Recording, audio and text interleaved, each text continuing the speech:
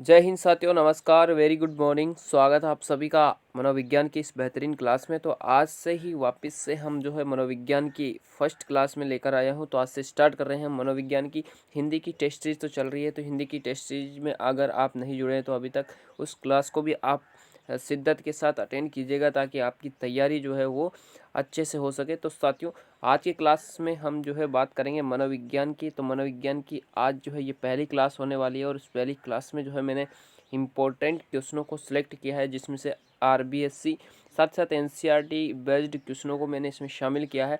साथियों, एक बार मैं आपको बता देता हूँ साथियों, यहीं से जो है वो एग्ज़ाम में क्वेश्चन आने वाले हैं।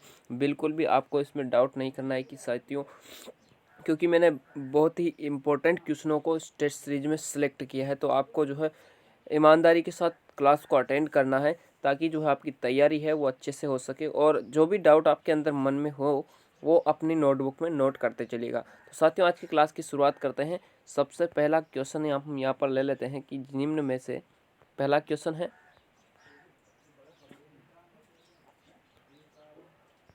क्वेश्चन पहला है साथियों, निम्न में से कौन सा कथन जो है वो सत्य है। तो सत्य कथन को आपका चयन करना है। यहाँ पर ऑप्शन पहला है जीवन समायोजन की विशिष्ट क्रिया है, समायोजन वैयक्तिक क्रिया है, समायोजन वह प्रक्रिया है जिससे एक व्यक्ति मनोवैज्ञानिक तथा शारीरिक संतुलन बनाए रखने का प्रयत्न करता है, और डी ऑप्शन है समायोजन शिक्षा से जुड़ा होता है।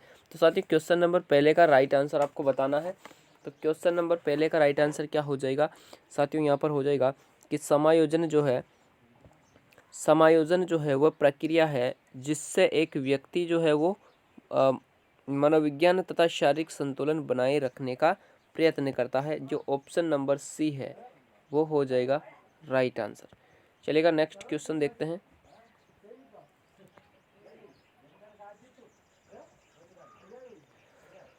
अगला क्वेश्चन है साथियों, शिक्षक का असहानुभूतिपूर्ण तथा कठोर दृष्टिकोण प्रभावित करता है स्वास्थ्य को, समायोजन को, गृह कार्य को या अभिरुचि को। तो ऐसा शिक्षक है जिसकी असहानुभूति और कठोर दृष्टिकोण उसका है, तो साथियों वो समायोजन को जो है वो प्रभावित करेगा। इसलिए बी ऑप्शन इस क्वेश्चन का राइट आंसर हो जाएगा।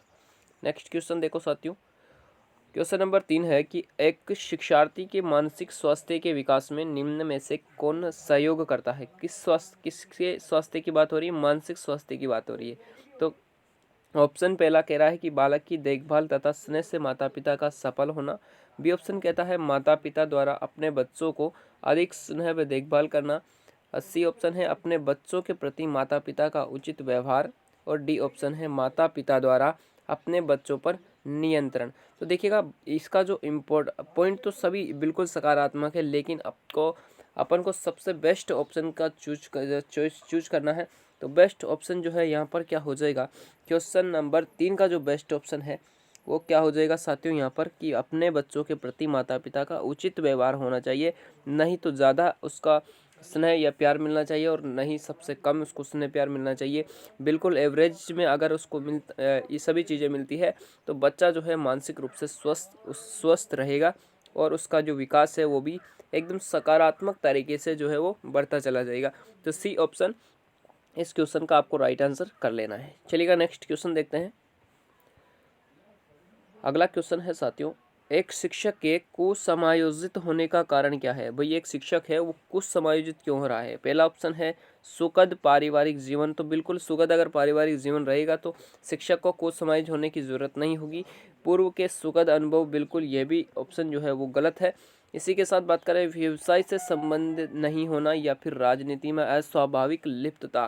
तो क्वेश्चन नंबर 4 का जो राइट आंसर हो जाएगा वो क्या हो जाएगा, राजनीति में अस्वाभाविक लिप्तता ही जो है एक शिक्षक के कुछ समायोजित होने का कारण यहाँ पर नजर आ जाता है। तो डी ऑप्शन इस क्वेश्चन का राइट आंसर है साथियों। चलिएगा, नेक्स्ट क्वेश्चन देखते हैं। क्वेश्चन नंबर 5 है कि संप्रेषण विचार विनिमय के मूड में विचारों तथा भावनाओं को परस्पर जानने तथा समझने की प्रक्रिया है। ये परिभाषा देने वाले हैं। देखिए, संप्रेषण की ये परिभाषा है। तो ये जो परिभाषा दी है साथियों, क्वेश्चन नंबर 5 का जो आंसर होगा वो क्या हो जाएगा, एडगर डेल की जो है ये परिभाषा होने वाली है। एडगर डेल की एक बात आपको ध्यान रखना है, इन्होंने जो है एक शंकु दिया था जिसका नाम था अनुभव शंकु, कौन सा शंकु दिया था साथियों, अनुभव शंकु आपको ध्यान रखना है। ये भी यहाँ से भी क्वेश्चन आ चुका है एग्जाम में, तो ये भी आपको ध्यान रखना है। इसकी क्या इंपॉर्टेंट, अनुभव शंकु में कौन कौन से जो अधिगम सामग्री इसमें प्रोवाइड की है, ये भी मैं आपको समझाने वाला हूँ नेक्स्ट क्लासों में, तो आप बने रहिएगा। नेक्स्ट क्वेश्चन देख लीजिएगा, क्वेश्चन नंबर 6 आपके सामने है। क्वेश्चन 6 है, निम्न में से संप्रेषण का मुख्य कार्य नहीं है। देखिएगा, सूचना प्रदान करना कार्य है बिल्कुल, संदेश प्रदान करना, परस्पर विश्वास जागृत करना या परस्पर आमना सामना करना। तो देखिएगा, परस्पर आमना सामना या जो है हमारा ऑप्शन सही हो जाता है। तो परस्पर आमना सामना करना इसका कतई जो है वो कार्य नहीं है। तो क्वेश्चन नंबर 6 का जो राइट आंसर होगा वो क्या हो जाएगा, डी ऑप्शन। नेक्स्ट देख लीजिए, निम्न में से संप्रेषण प्रक्रिया का मुख्य भाग नहीं है। मुख्य भाग की बात हो रही है। तो संदेश भेजना, संदेश बनाना, संदेश जांचना या संदेश लिखना। तो क्वेश्चन नंबर 7 का राइट आंसर क्या हो जाएगा, संदेश को जांचना। ये बिल्कुल जो है मुख्य भाग नहीं, भाग तो है लेकिन मुख्य भाग नहीं, इसलिए सी ऑप्शन आपको राइट आंसर कर लेना है। नेक्स्ट क्वेश्चन देख लीजिएगा, अगला क्वेश्चन है साथियों कि आपको सही जोड़े का चयन करना है। सही जोड़े का चयन कीजिए। तो शाब्दिक संप्रेषण मौखिक एवं लिखित संप्रेषण होता है क्या, बी ऑप्शन है शाब्दिक संप्रेषण चक्षु संपर्क एवं मुख, सी ऑप्शन है अशाब्दिक संप्रेषण स्पर्श संपर्क, और डी ऑप्शन है अशाब्दिक संप्रेषण लिखित एवं मौखिक संप्रेषण। देखिएगा, क्वेश्चन नंबर 8 का राइट आंसर क्या होगा साथियों, शाब्दिक संप्रेषण, और ये कैसा होता है, मौखिक एवं लिखित संप्रेषण होता है, इसलिए पहला ऑप्शन इस क्वेश्चन का राइट आंसर हो जाएगा। चलिएगा, नेक्स्ट क्वेश्चन की ओर बढ़ते हैं। अगला क्वेश्चन है साथियों कि विभिन्न श्रव्य दृश्य सामग्रियों के संबंध को प्रदर्शित करने के लिए अनुभव शंकु देने वाले विद्वान है। देखिएगा, ये क्वेश्चन मैंने पहले ही इस क्वेश्चन का आंसर बता दिया था कि अनुभव शंकु देने वाले विद्वान कौन थे। तो एडगर डेल जो है ये अनुभव शंकु को देने वाले विद्वान थे, इसलिए ऑप्शन पहला आपको सही कर लेना है। बहुत ही इंपॉर्टेंट क्वेश्चन है साथियों, अनुभव शंकु आपको विशेष रूप से ध्यान रखना है, एग्जाम में आने लायक क्वेश्चन है।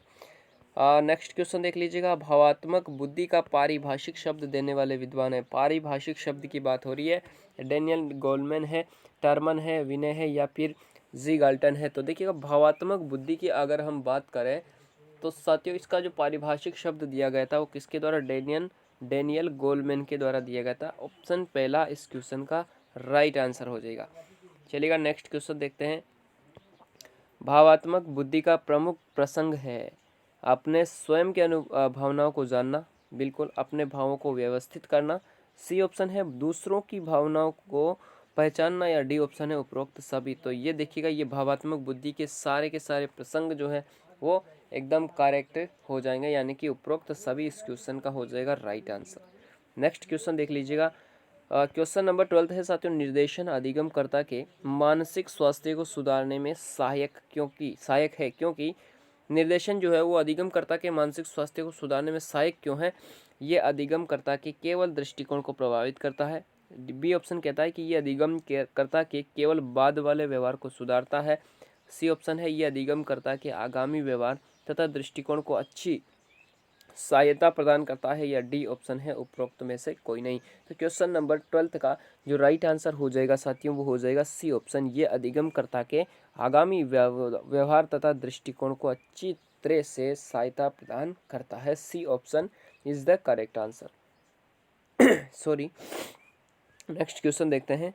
क्वेश्चन नंबर 13 है साथियों की उपग्रह आधारित सूचना तकनीकी के द्वारा अंतः क्रिया स्थापित करने में दो तरफा की जाने वाली प्रक्रिया है। देखिए, दो तरफा की जाने वाली प्रक्रिया है, ईमेल है, टेली कॉन्फ्रेंसिंग है, कंप्यूटर है या सीडी रोम है। तो देखिएगा, ये बात यहाँ पर क्या हो रही है, दो तरफा बात हो रही है। तो 13 का जो राइट आंसर होगा वो क्या हो जाएगा, टेली कॉन्फ्रेंसिंग, यानी कि D option is the correct answer. Next question देखिएगा, वह तकनीकी जो वीडियो एवं सीडी रोम की 3 आयामी प्रस्तुतिकरण में जोड़ती है। कितने आयामी, 3 आयामी प्रस्तुतिकरण में जोड़ती है, वह है डिजिटल वीडियो अंतःक्रिया, सीडी रोम, कंप्यूटर सहायक अनुदेशन या नेटवर्क। तो क्वेश्चन नंबर 14 का राइट आंसर क्या हो जाएगा, ऑप्शन नंबर पहला डिजिटल वीडियो अंतःक्रिया। ये तीनों ही त्रिआयामी प्रस्तुतिकरण एक प्रकार से हम इसको कह सकते हैं। अब तो ऑप्शन नंबर पहला इस क्वेश्चन का हो जाएगा राइट आंसर। नेक्स्ट क्वेश्चन देख लीजिएगा, अगला क्वेश्चन है उनकी प्राप्ति की ओर बढ़ने के लिए मनोवैज्ञानिक विधि का उपयोग है। उद्देश्यों से उनकी प्राप्ति की ओर बढ़ने की वैज्ञानिक विधि का उपयोग है। तो ये क्या है? प्रणाली है, प्रणाली एवं व्यवस्था है, प्रणाली उपागम है, या कठोर एवं कॉमन उपागम है। तो क्वेश्चन नंबर 15 का जो राइट आंसर होगा वो क्या हो जाएगा साथियों? ये क्या है? प्रणाली उपागम है। तो C is the correct answer on this question. चलिएगा नेक्स्ट क्वेश्चन देखते हैं। अगला क्वेश्चन है साथियों, अगला क्वेश्चन कह रहा है कि अध्यापक के लिए शिक्षा मनोविज्ञान का ज्ञान महत्वपूर्ण है, क्योंकि एक अध्यापक है उसको शिक्षा मनोविज्ञान का ज्ञान क्यों आवश्यक है? पहला के ऑप्शन कहता है उसको शिक्षा मनोविज्ञान में निहित सिद्धांतों को अपने शिक्षण कार्य में प्रयोग करना होता है, इसलिए उसको ज्ञान होना आवश्यक है। बी ऑप्शन कहता है कि वह कक्ष में शिक्षण करते समय अधिगमकर्ता के बीच वैयक्तिक विभिन्नता का कोई विचार नहीं रखता। बिल्कुल गलत है। शिक्षण व्यवसाय में मानवीय विकास के नियमों को कोई स्थान नहीं है। डी ऑप्शन कहता है उसके शिक्षण व्यवसाय का अधिगम प्रक्रिया से कोई संबंध नहीं। तो तीनों के तीनों नेगेटिव, और नेगेटिव आंसर साइकोलॉजी में बिल्कुल भी नहीं चलता है। तो क्वेश्चन नंबर जो 16 का राइट आंसर हो जाएगा वो क्या हो जाएगा? ऑप्शन पहला ही इसका हो जाएगा राइट आंसर, यानी कि उसको शिक्षा मनोविज्ञान में निहित सिद्धांतों को अपने शिक्षण कार्य में प्रयोग करना होता है, इसलिए जो है एक शिक्षक को साइकोलॉजी का ज्ञान होना चाहिए, एजुकेशन साइकोलॉजी का ज्ञान होना चाहिए। नेक्स्ट क्वेश्चन देखिएगा, क्वेश्चन नंबर 17 है साथियों कि एक प्रभावी शिक्षक अपने अधिगमकर्ताओं को सामूहिक क्रियाओं में सम्मिलित करते हैं, क्योंकि इससे सीखना सुगम बनाने के अतिरिक्त यह भी विकास होता है। संघर्ष, सामाजिकरण, मूल्य द्वंद्व या फिर दुश्चिंता। बात हो रही है सामूहिक क्रियाओं की, तो सामूहिक क्रिया में बच्चा अगर शामिल होगा तो सामाजिकरण बढ़ेगा, इसलिए क्वेश्चन नंबर 17 का राइट आंसर क्या हो जाएगा? क्वेश्चन नंबर 17 का जो राइट आंसर हो जाएगा साथियों वो हो जाएगा सामाजिकरण। क्या हो जाएगा? सामाजिकरण, यानी कि ऑप्शन बी इस क्वेश्चन का राइट आंसर है। नेक्स्ट देखिएगा, क्वेश्चन नंबर 18 है साथियों की शिक्षा मनोविज्ञान में सीखना लक्ष्य तक पहुंचने के उपायों को सुनिश्चित करता है, यह अधिगम की किस श्रेणी में आ जाता है? अधिगम प्रक्रिया, अधिगम की विशेषता, अधिगम के नियम या अधिगम के सिद्धांत। देखो सीखना लक्ष्य तक पहुंचने के उपायों को सुनिश्चित करता है। क्वेश्चन नंबर 18 का जो राइट आंसर होगा वो क्या हो जाएगा? इस सीखने की विशेषता में अंतर्गत आ जाता है, यानी कि B option is the correct answer on this question. चलेगा नेक्स्ट क्वेश्चन को देख लेते हैं। और नेक्स्ट क्वेश्चन है साथियों कि विकास जो है, विकास व्यक्ति में नवीन विशेषताएं और योग्यताएं प्रस्फुटित करता है, ये कथन है। प्रस्फुटित करता है, एक शब्द आपको पकड़ के रखना है। प्रस्फुटित करता है, ये कथन किसने कहा था? तो प्रस्फुटित करता है ये जो कहा गया था साथियों विकास के संबंध में, वो किसके द्वारा कहा गया था? तो ये विक्टोरिया हरलॉक के द्वारा कहा गया था, तो इसलिए ऑप्शन पहला इस क्वेश्चन का राइट आंसर हो जाएगा। नेक्स्ट क्वेश्चन देखते हैं। अगला क्वेश्चन है साथियों कि जिस प्रक्रिया से व्यक्ति मानव कल्याण के लिए परस्पर निर्भर होकर व्यवहार करना सीखता है वह प्रक्रिया क्या होती है? मतलब मानव कल्याण के लिए अगर वो परस्पर निर्भर होकर व्यवहार करना सीखता है तो साथियों वो क्या हो जाएगी? यहाँ पर क्वेश्चन नंबर जो 20 है इसका राइट आंसर आपको बताना है। तो क्वेश्चन नंबर 20 का जो राइट आंसर क्या हो जाएगा? क्या सामाजिकरण है, भाषा विकास है, वैयक्तिक मूल्य है, या फिर सामाजिक परिपक्व होता है? तो जो इस क्वेश्चन का राइट आंसर होगा वो क्या हो जाएगा? सामाजिकरण, यानी कि ऑप्शन पहला is the correct answer on this question. Next question देख लीजिएगा। अगला क्वेश्चन है साथियों किशोर अवस्था एक नया जन्म है, इसमें उच्चतर तथा श्रेष्ठतर मानव विशेषताओं का जन्म होता है, ये कथन देने वाले कौन है? ये कथन किसके द्वारा दिया गया? John and Simpson, Gesell, Stanley Hall या गॉडफ्रे? क्वेश्चन नंबर 21 का राइट आंसर आपको बताना है। तो 21 का जो राइट आंसर होगा वो क्या हो जाएगा? स्टेनली हॉल, यानी कि C option is the correct answer. Next question देखिएगा। किशोरों की जटिल अवस्था के कारण किशोरों के अध्ययन का विषय होना चाहिए शारीरिक, मानसिक, बौद्धिक या शरीर तथा मन। किशोरों की जटिल अवस्था के कारण किशोरों के अध्ययन का विषय क्या होना चाहिए? तो इस क्वेश्चन का राइट आंसर क्या हो जाएगा? इस क्वेश्चन का जो राइट आंसर होगा साथियों वो होगा शरीर तथा मन संबंधी किशोरों का अध्ययन होना चाहिए। डी ऑप्शन राइट आंसर है। चलेगा अगला क्वेश्चन हम देखते हैं 23। किशोरावस्था आदर्शों की अवस्था है। किसकी अवस्था है? आदर्शों की अवस्था है। सिद्धांतों के निर्माण की अवस्था, साथ ही जीवन का सामान्य समायोजन है। ये परिभाषा किसके द्वारा दी गई थी किशोर अवस्था के संबंध में? तो ऑप्शन पहला है हेडो रिपोर्ट, जीन पियाजे, फ्रेडरिक ट्रेसी या E.L. पील। क्वेश्चन नंबर 23 का आपको राइट आंसर बताना है। तो इस क्वेश्चन का जो राइट आंसर होगा वो क्या हो जाएगा? जीन पियाजे, जिन्होंने संज्ञानात्मक विकास का सिद्धांत भी दिया था। संज्ञानात्मक विकास का सिद्धांत। और एग्जाम एक कोई भी शिक्षा से संबंधित ऐसा एग्जाम नहीं है जो यहाँ पर संज्ञानात्मक सिद्धांत से क्वेश्चन नहीं आया हो। नेक्स्ट क्वेश्चन देख लीजिएगा। क्वेश्चन नंबर 24 है कि जीन पियाजे के अधिगम के संज्ञानात्मक सिद्धांत के अनुसार वह प्रक्रिया जिसके द्वारा संगठनात्मक संरचना को संशोधित किया जाता है कहलाती है।